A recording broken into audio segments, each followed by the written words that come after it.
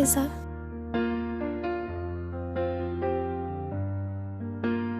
Nashukuru.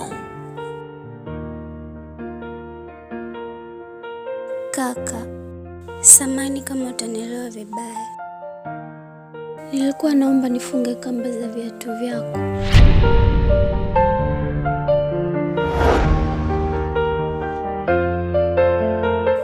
Usijali, nitafunga tu.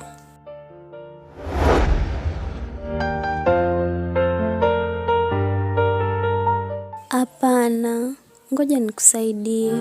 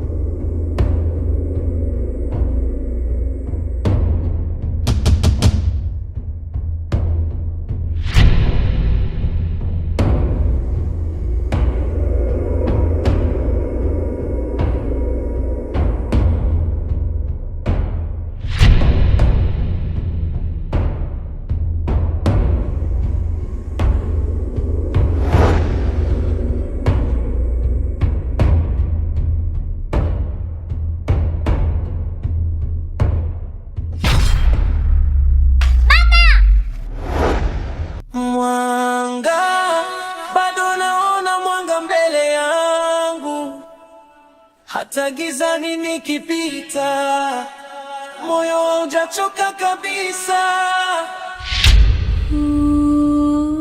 Baba! Baba! Baba! Baba! Baba! Baba!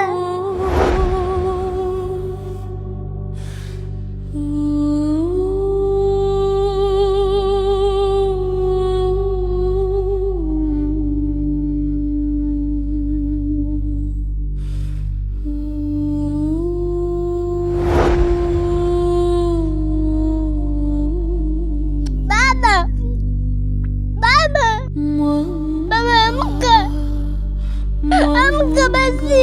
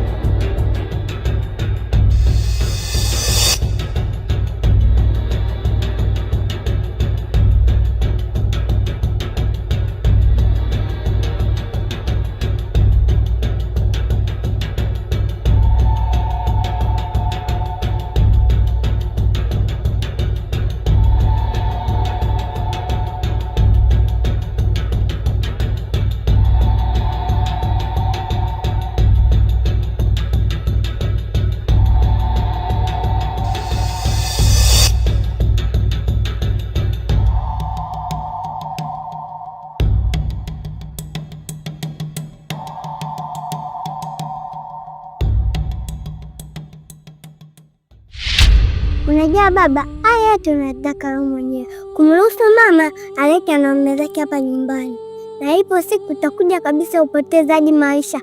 Unaona leo hapa kilichotokea, ungekufa je? Baba, mimi nakushauri mwambie mama ache hicho anachokifanya, atakuja kukuua. Aya, sasa akija akakuua, mimi mtamtoa wapi baba mwingine akati babangu ndo haya hapa? Mwanangu, uko sahihi sana ukizungumza, lakini nakuahidi mtoto wangu, kila kitu kitakuwa sawa. Nitaongea na mama yako na na imani atanisikia. Lakini pia mwanangu, nilikuwa natamani sana kwa sasa kile kuongeza katika masomo, kwa sababu wewe ni bado binti mdogo na nakutegemea sana. Lakini pia namshukuru sana Mwenyezi Mungu kunipa binti kama wewe mwenye upeo. Nakupenda sana binti yangu, na nina imani ukishika masomo na kuona mbali sana. Daktari, vipi hali ya mgonjwa wangu? Usiwe na wasiwasi Mr. Katete. Hali yake sio mbaya sana, ila tu inavyoonyesha itakuwa alikuwa na changamoto ya kuendesha sana, au labda atakuwa sio mtumiaji mzuri wa maji. Kwa hiyo baada ya vipimo vya awali anaonekana ana upungufu mkubwa sana wa maji kwenye mwili wake. Kwa hiyo akiweza kupata tukimwekea drip ya maji, nadhani anaweza karudi kwenye hali yake. Kwa hiyo anaweza karuhusiwa leo? Haiwezi kuchukua muda, lakini nitatokana baada ya kupata hizo drip. Akishamaliza ndio tutaangalia afya yake. Sasa kama itakuwa iko sawa, basi tunaweza tukamruhusu.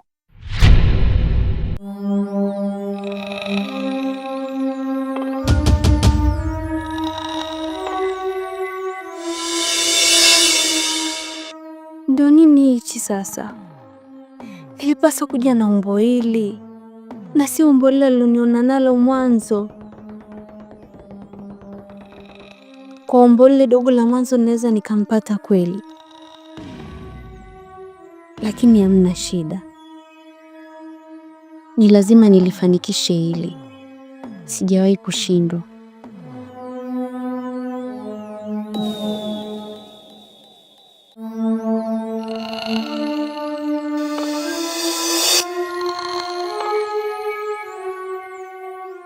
Mr. Katiti, mimi naomba nikushauri kitu.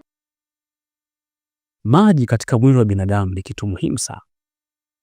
Unajua Watanzania wengi tumekuwa ni wazembe sana kwenye utumiaji maji. Kawaida natakiwa unapoamka tupita ndani uweze kupata maji ya kutosha.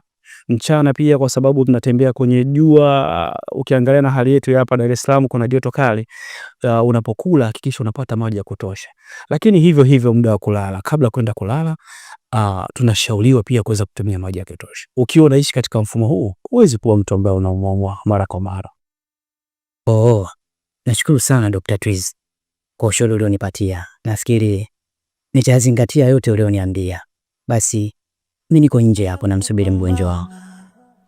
Karibu sana Mr. Mwanga, bado naona mwanga mbele yangu, hata gizani nikipita, moyo haujachoka kabisa. Kwa hiyo haya masuala ni mama yako, natamani sibonge tuache sisi wenyewe, lakini nakuahidi nitaongea naye na kila kitu kitakuwa sawa. Kiukweli hata mimi baba yako sipendi anachotumia mama, lakini ndio hivyo, mamako mwenyewe kuna wakati ashauriki. Ni ngumu sana kulea binti yangu, lakini na amani ukishakuwa mkubwa utaelewa jinsi gani ambavyo changamoto ambazo unazipita baba yako wakati huo.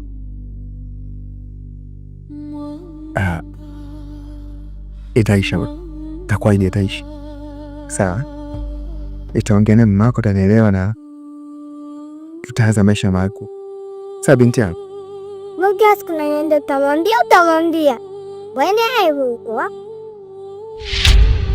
Nilizaliwa na majaribu, miguu hainibebi kama wao. Dunia imenipa jina la huruma, lakini moyo wangu bado ni shujaa. Nilimpa mke wangu mapenzi ya dhati, nikampa roho bila kipimo. Lakini leo macho yake huniona mzigo, maneno yake hunichoma kuliko moto. Mwanga nafuata gizani, hata nikilia peke yangu, nitaupata siku moja.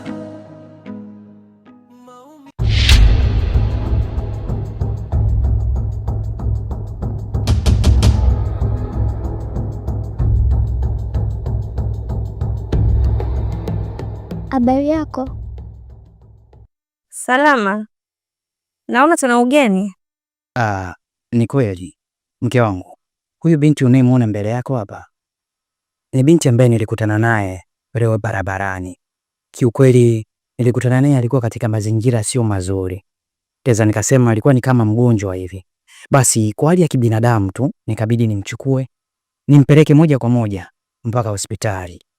Na nilipofika pale hospitali, daktari alijaribu kufanya vipimo na ikaonyesha moja kwa moja kwamba ana upungufu wa maji mwilini.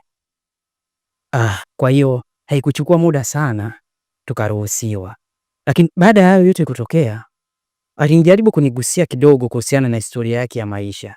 Kiukweli ilinistua kidogo. Nikaona ni mtu ambaye anahitaji kupewa msaada. Na moja kwa moja nikaguswa nije naye mpaka hapa nyumbani. Mke wangu, nilikuwa naomba tuishi na huyu binti kwa siku kadhaa tu, then akikaa sawa ataondoka.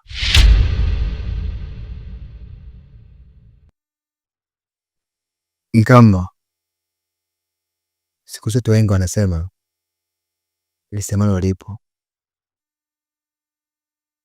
na kama alipo basi linakuja. Mke wangu, 89% ya watu kila mmoja anaongea mabaya kuhusu wewe. Hakuna ndugu yangu hata mmoja ana support kwa mimi na wewe pamoja. Lakini mimi ndo najua ukweli, kwa sababu tunaishi wote. Changamoto ambazo tunazopitia mimi na wewe tunajua. Lakini mke wangu, leo inaniuma sana nikiona mpaka mwanangu mtoto mdogo anajua kila kitu kinachoendelea. Naumia sana mke wangu. Mwanangu leo ameniambia kila kitu.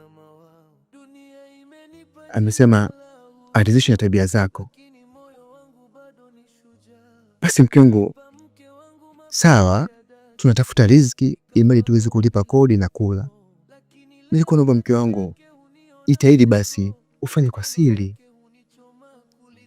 na pia kama ikiwezekana usifanyie humu ndani, nataka huko magesti.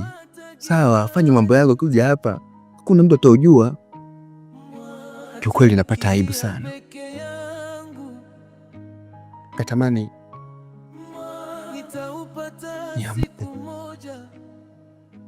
nirudi kama zamani mke wangu, niwezi kukuhudumia mke wangu. Kila siku naomba Mwenyezi Mungu kupata malazi, maana akipata malazi hata mimi pia nitapata malazi. Naona siku hizi mume wangu umekuwa mwanasiasa. Maana kwa ngonjea unazonipatia saa hizi, laiti kama ungekuwa mwanasiasa kweli tungekuwa mbali sana kimaisha. Hivi yaani mume wangu umeona umalaya wako wote kufanya huko mimi nikiwa sioni, haitoshi kabisa. Kaona unidhirishie kwa wewe ni kidume, utoe mwanamke wako huko kumleta hapa nyumbani. Hivi mume wangu anataka kuniambia nini kuhusu mdada alivyopendeza hivi afu ananiambia nipungukiwe upoje?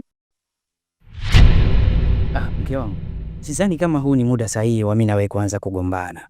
Isitoshe tena mbele ya mgeni. Unajua siku zote wanakuambia kwamba tenda wema nenda zako. Kwa upande wangu kuna moyo umenigusa kuweza kumsaidia huyu binti, kwa sababu unaambiwa leo kwa mwenzio kesho kwako. Mke wangu, nakuomba sana tuweze kumsaidia huyu binti kwa sababu ana uhitaji mkubwa sana. na kama tutaonyesha mchango wetu kidogo kwake, basi hata Mwenyezi Mungu aliyoko juu mbinguni atatusaidia na sisi pia. Please, naomba tumsaidie. Hivi mfano wewe ungekuwa mimi mume wangu, unaweza kuvaa viatu vyangu? Mimi ningekuletea mtu saa hii afu nikakwambia kuwa nimempa msaada tu from nowhere huko njiani, nikamleta hapa nyumbani, ungeweza kunielewa? Yaani ukaona kabisa uniletee binti ambaye yaani ni mzuri na amependeza kama ambavyo mimi mke wako nipo. Tutaishi salama humu ndani. Sasa sikiza nikwambie. Kadri huyu binti atakapoendelea kukaa humu ndani kwa hizo siku ulizozisema, na kuomba uwe na majibu ya kunipa. Tena ya kunitosheleza ambayo utaniambia na nitayaelewa. Binti, kuwa makini. Karibu. Mwanga, bado naona mwanga mbele yangu.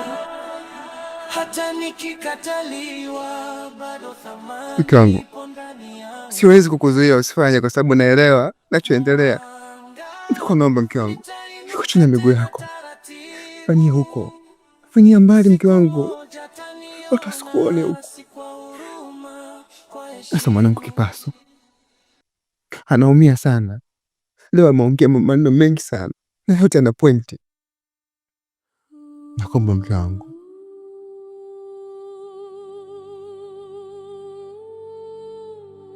Mume wangu, nakuelewa sana. Nakuelewa kuliko unavyofikiria. Na ninaumia. Usizani labda kuna kitu chochote kinachofanyika napenda. Au labda nafurahia. Hapana. Mimi mwenyewe naumia. Nazalilika. Hasa binti yangu nikimwangalia. Ni mtoto wa kike. Najua kabisa hamna anachojifunza kwangu. Naumia ila sina jinsi, tafanyeje? Wewe mwenyewe fikiria. Nafanya kazi gani mke wako? Sina kazi yoyote. Toka kipindi cha uzima wako, unaendesha magari, ulishanizoesha mke wako, kila kitu unaleta ndani. Leo inaenda kufanya kazi gani?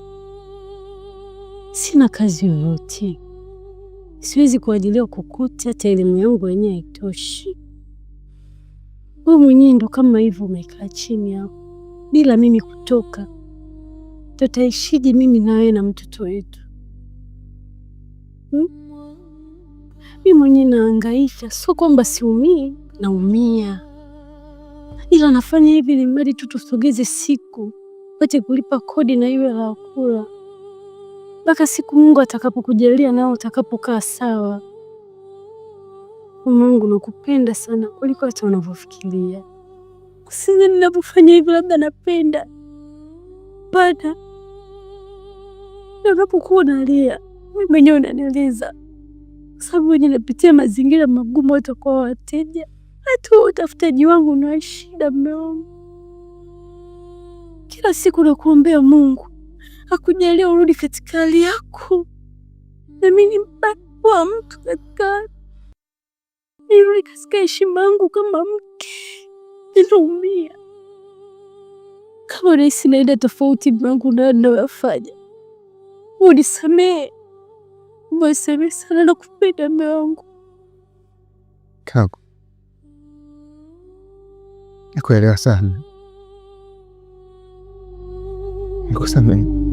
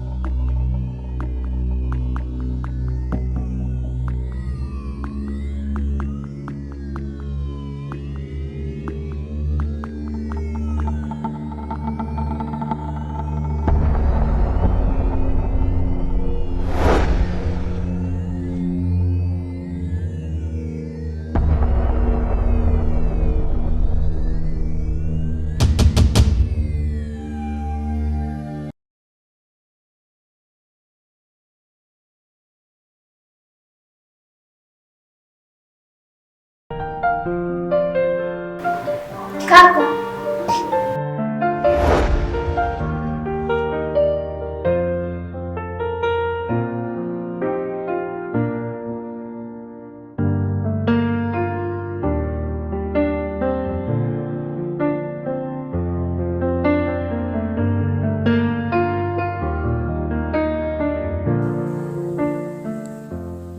Umependeza.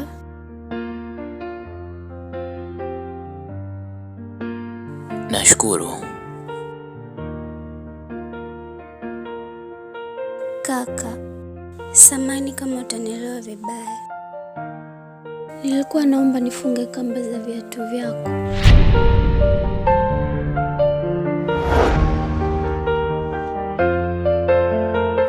Usijali, nitafunga tu.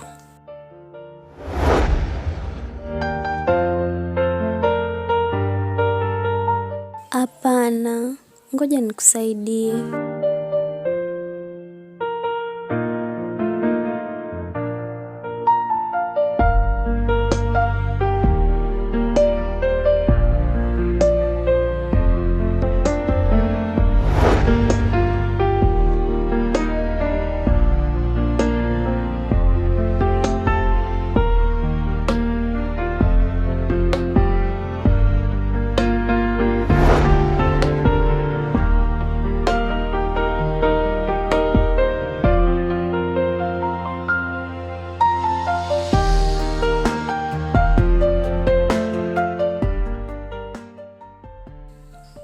Nashukuru. Kaka, lakini pia kama utojali, naomba nikuweke nguo yako vizuri, maana naona kabisa haijakaa sawa.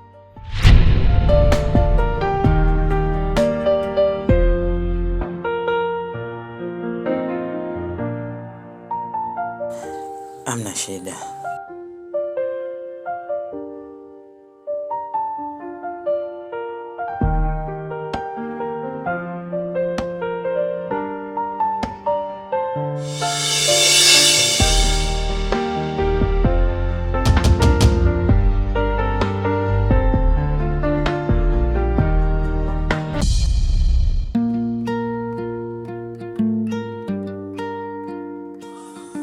Baby, mbona upo kimya sana?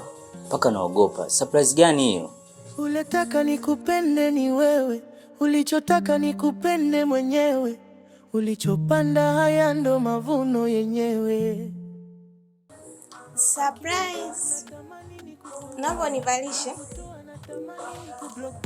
Tatizo wema wako umebaki moyoni, shui kunipenda ukuniweka moyoni, ulinitugazuga mimi ukanifunga mboni, ama tuseme ulinitega nilivyo nasa umeniacha mutegoni. Na ilianza kama story, ilianza kama Shanga. Hivi mwana, wewe una akili kweli wewe? Toka lini Zawadi kawa shanga? Usi uchafu, hebu atoa uchafu wako. Usi uchafu. Yaani sikutegemea kabisa mwana kama wewe utakuwa mvaa shanga. Wewe unajua maana ya shanga wewe? Au unavaa tu? Afu umekuja eti nivalishe shanga. Wewe mpuzi nini wewe? Hebu toka na shanga zako. Lakini baby, mimi sioni ubaya watu wakuvaa hizi shanga kwa sababu ni urembo kama urembo mwingine. Sasa nashindwa kukuelewa kwa nini una panic namna hii. Akati hili ni jambo la kawaida tu. Wewe unajua urembo wewe? Unaujua urembo wewe? Urembo shanga? Shanga ni urembo? Urembo gani ambao unajificha? Ungekuwa urembo, watu wangechukua wangeweka katika majumba yao. Urembo gani huu ambao unajificha? Mpuuzi wewe. Sikia, toka na shanga zako. Sasa baby. Toka na shanga zako. Lasti majinuni wewe. Mimi nikajua surprise ya maana unaletea shanga. Unajua maana ya shanga wewe? Mpuuzi mmoja.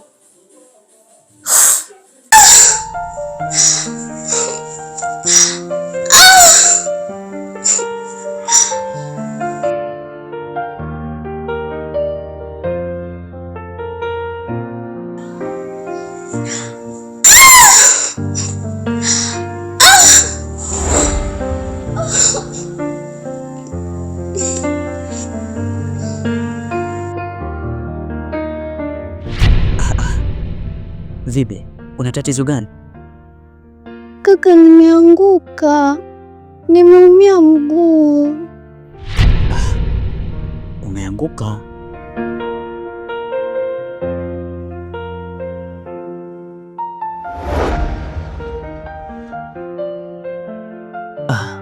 Umeumia wapi?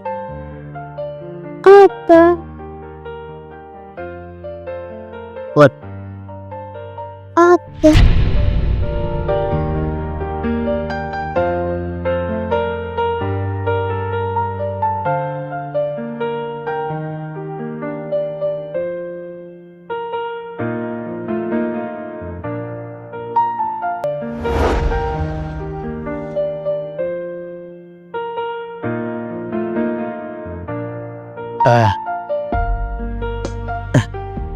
Mimi nafikiri ungejikongoja tu ukae pale kwenye kochi. Kaka,